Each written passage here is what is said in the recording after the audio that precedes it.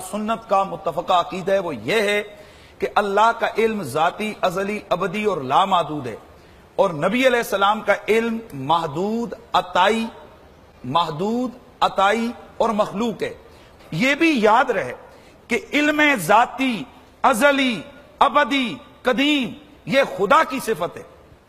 علم ذاتی، ازلی، ابدی یہ خدا کی صفت ہے، اور ہمارا یہ نظریہ ہونا چاہیے مسلمانوں کا کہ نبی ہو یا ولی، جن ہو یا فرشتہ، اس کو جو علم عطا کیا ہے وہ رب نے عطا کیا ہے۔ اور ہمارے نبی کو کتنا عطا کیا؟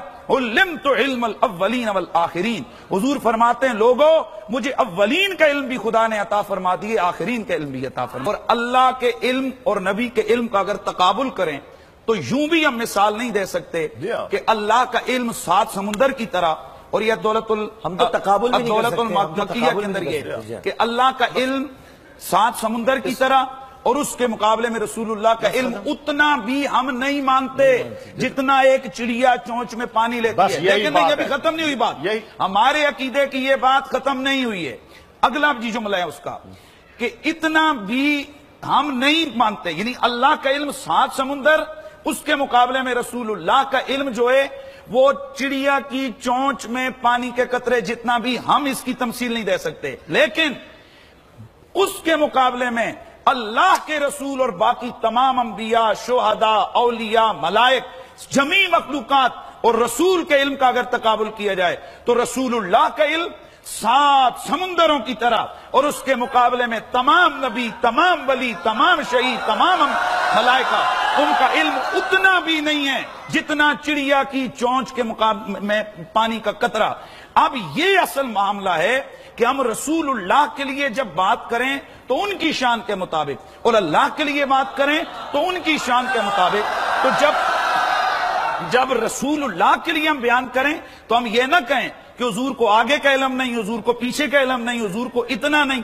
اس سے ہمارے بزرگ یہ سمجھتے ہیں کہ یہ محدود کر دینا اس حوالے سے، اور یاد رکھیں ہمارا عقیدہ جو ہمارا علم غیب کلی کا عقیدہ ہے وہ معدومات کا عقیدہ نہیں ہے، وہ موجودات کا عقیدہ ہے۔ یہ بڑی عام بات ہے، اس کو غلط ملت کیا جاتا ہے۔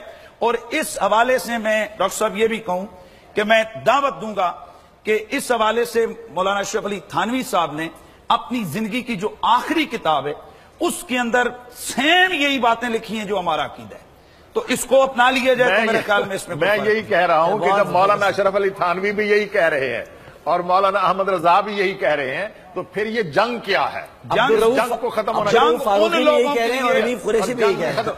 ڈاکٹر صاحب میرا جملہ مکمل، جنگ ان لوگوں کے ساتھ ہے جو کہتے ہیں نبی کو پیٹھ کے پیچھے کا بھی پتہ نہیں، ہم تو جنگ کی بات ہی نہیں کرتے ہیں۔ جتنا علم، وہ جو کہتے ہیں کہ جتنا علم ملک الموت اور شیطان کو ہے معاذ اللہ، اتنا بھی نبی کو نہیں ہے، ہماری جنگ ان سے۔ ملک الموت اور شیطان کے علم کے ساتھ حضور کے علم کا موازنہ کر کے مثال دینا، اس سے بڑی کوئی توہین نہیں ہے۔ اچھا یہ آپ ہی کی کتابوں میں دیکھیے، یہی تو اصل پرابلم ہے۔ اگر آپ ان کتابوں پہ آئیں گے، یہ سٹیج نہیں ہے، میں ان کتابوں پہ بھی آپ کے ساتھ گفتگو کرنے کے لیے تیار ہوں۔ وہاں کیا ہوا مولانا، وہاں کیا ہوا کہ ان کتابوں میں جو کچھ آپ نے کہا اس کے رد میں اگر کہا گیا تو آپ نے کہا جی کہ یہ ہو گیا۔ دیکھیے کتابوں، آپ لوگوں کی کتابوں کی وجہ سے ہم کتابوں میں پڑھے ہوئے ہیں۔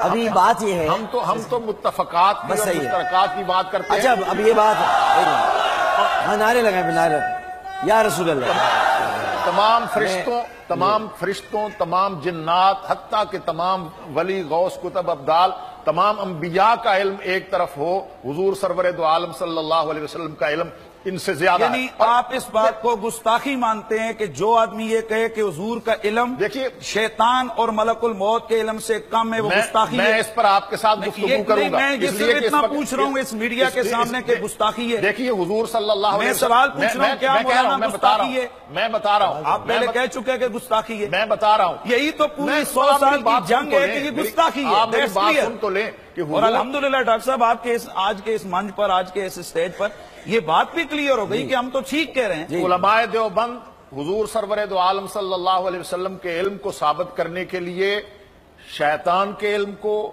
یا ملائکہ کے علم کو یا کسی اور علم کو موازنے کے طور پر پیش کرنا حضور کی بے ادبی سمجھتے ہیں، حضور کی گستاخی سمجھتے ہیں۔ اور جس عبارت کی طرف آپ اشارہ کر رہے ہیں، حوالہ دے رہے ہیں، میں نے وہ ایک لفظ پڑھا ہوا ہے، اللہ کے فضل و کرم سے ایسی کوئی بات نہیں ہے، وہ آپ کی ہی ایک کتاب اور عبارت کا جواب دیتے ہوئے وہ کہا گیا جہاں تک تعلق ہے سرور دو عالم صلی اللہ علیہ وسلم کی ذات کا، صفات کا، وہ علم ہو، حسن ہو، جمال ہو، تقوی ہو، ہر اعتبار سے یہ بات طے ہے کہ ساری کائنات کا علم کم ہے، پیغمبر کا علم زیادہ ہے، اور پیغمبر دو عالم کا علم کم ہے، اللہ کا علم زیادہ ہے۔ بے شک، سبحان اللہ۔ یعنی حضور نہ بڑے بھائی جیسے ہیں، سب سے بڑی نہ بات کسی عالم جیسے ہیں، نہ کسی اور جیسے ہیں۔ اس کا مطلب ہے حضور اللہ کی مخلوق میں بے مثل اور بے مثال